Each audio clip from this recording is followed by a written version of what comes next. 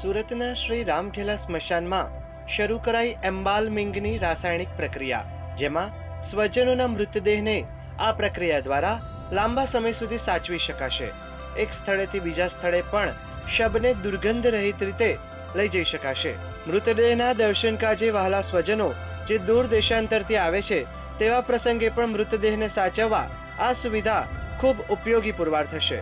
સુરત તથા અમદાવાદ ખાતે આ પ્રકારના યુનિટનો પ્રારંભ કરેલો છે, જેના કારણે લોકોમાં આ પ્રકારની એમ્બાલ્મિંગની સેવાઓ લે અને પોતાના જે સ્વજનોનો જે મૃતદેહ છે તે જંતુમુક્ત બને અને સાથે આવનારા લોકો સગાવાલાઓને એ મૃતદેહમાંથી અલગ પ્રકારના કોઈપણ પ્રકારના ચેપ ન લાગે અને બોડી સારી રીતે સચવાઈ રહે એના અંતિમ ક્રિયા સુધી.